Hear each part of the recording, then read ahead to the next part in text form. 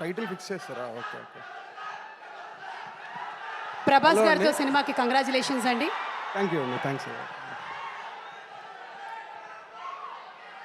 ఒక్క నిమిషం అండి, ఒక్క నిమిషం. అసలే నాకు భయం, మీరు ఇంకా అరిస్తేనే ఇంకా భయం నాకు. అందరికీ నమస్కారం అండి. నాని కంగ్రాట్స్, 16 ఇయర్స్ రా. ఈ 16 ఇయర్స్లో నాని ఒక 2 జనరేషన్స్ కవర్ చేసాడు. ఆ 2 జనరేషన్స్కి వాళ్ళు ఎవరంటే వాళ్ళ గ్రేట్ మెమరీస్లో ఉండిపోయాడు చాలా మంచి మంచి సినిమాలతోటి. నేను రీసెంట్గా నానిని ఒక 2 వీక్స్ బ్యాక్ కలిసానండి. అప్పుడు ఫస్ట్ టైం నాని ఎంత సీరియస్ పర్సనో నాకు అప్పుడే అర్థమైంది. తను మాట చెప్పాడు, కోవిడ్ టైంలో అంట మనందరం వేరే వేరే రీజన్స్కి భయపడుతున్నాం కోవిడ్ టైంలో. నాని భయం ఏంటంటే తను అప్పటిదాకా చేసింది 20+ ఫిలిమ్సే అంట.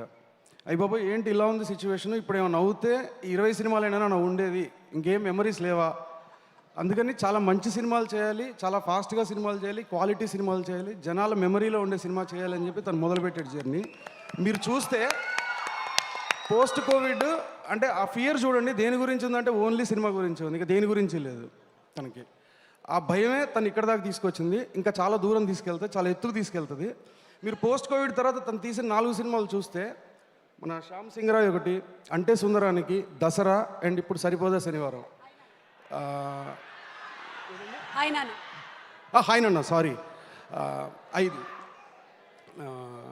అంటే అది కేవలం నాని వల్ల మాత్రమే అయింది. అది దేనివల్ల అంటే సినిమా అంటే భయం, సినిమా అంటే భక్తి, సినిమా అంటే ప్రేమ, ఈ మూడింటి వల్ల మాత్రమే చేయగలిగాడు. అవి తన నుంచి ఎప్పటికి వెళ్ళవు. ఎందుకు వెళ్ళవంటే తన పర్సనాలిటీ అలాంటిది, మెయిన్ రీజన్ అది. నాని థ్యాంక్ యూ, చాలామందికి ఇన్స్పిరేషన్ నువ్వు, అది వేరే లెవెల్ ఇన్స్పిరేషన్ నువ్వు, అంటే చెప్పడానికి కూడా లేదు.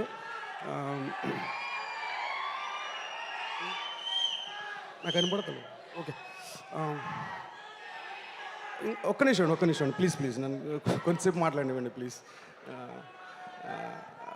సూర్య గారు విలన్ క్యారెక్టర్ని సెలబ్రేట్ చేసుకున్న సినిమా నాకు తెలిసి ఎంటైర్ ఇండియా నాకు తెలిసి షోలే గబ్బర్ సింగ్ గారి క్యారెక్టరు. దాని తర్వాత ఒక నెగిటివ్ క్యారెక్టర్ని సెలబ్రేట్ చేసుకుంటున్న సినిమా నాకు తెలిసి సరిపోదా శనివారం. నేను మళ్ళీ మధ్యలో చూడలే ఇప్పటి వరకు. Thank you very much sir, huge fan అందరిలాగే. థ్యాంక్ యూ అండి. ప్రియాంక గారు మీరు చాలా బాగున్నారండి ఈ సినిమాలో.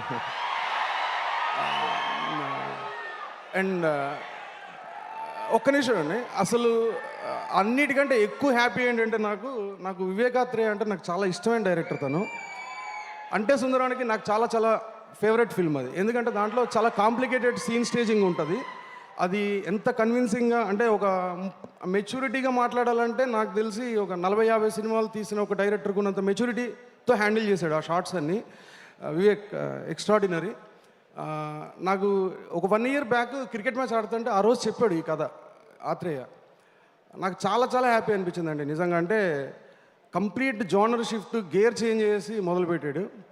Super Athreya, very happy for you. ఇందాకే ఎవరు వెంకట్ చెప్తున్నాడు తనకి అసలు ఒంట్లో బాగాలేదంట పాపం, లాస్ట్ డేస్ పోస్ట్ ప్రొడక్షన్ టైంలో బెడ్ మీద పడుకుని అక్కడి నుంచి కదలకుండా. అయినో ఆ టైంలో నాని ఎలా ఉంటాడో నాకు తెలుసు, డెఫినెట్గా రైట్ హ్యాండ్ లెఫ్ట్ హ్యాండ్ అన్ని తనే ఉంటాడు.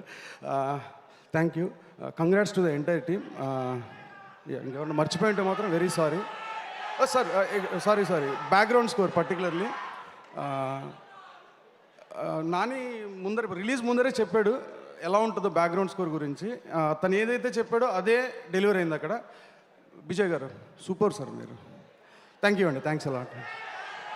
Thank you so much. Thank you Hanu garu. And I think Nani గారికి ఇది కూడా ఒక అచీవ్మెంటే, హను గారు ఇంతసేపు మాట్లాడడం అనేది. అండ్ ఇదంతా కోపం మీద నడుస్తుంది కాబట్టి సినిమా, మీకు ఏ విషయంలో కోపం వస్తుంది చెప్పండి శివ గారు. ఇప్పుడే 10 నిమిషాల క్రితం ట్రాఫిక్ మీద వచ్చింది కోపం. ట్రాఫిక్ మీద ఇక్కడి నుంచి ఇంతవరకు అది అందరికీ వస్తుంది, మీకు ఎక్కువసేపు స్టేజ్ మీద ఉంటుంది. చూసారా, మీ ప్రపంచం వేరు నా ప్రపంచం వేరు. నాకు కింద ఉంటే కోపం వస్తుంది, మీకు కోపమా అంటే ఏంటి అంటారా? మరి అలాంటి నమ్మరు కదా. మరి ఏ విషయంలో వస్తుంది మీకు కోపం? నిర్లక్ష్యం అంటే కోపం అండి.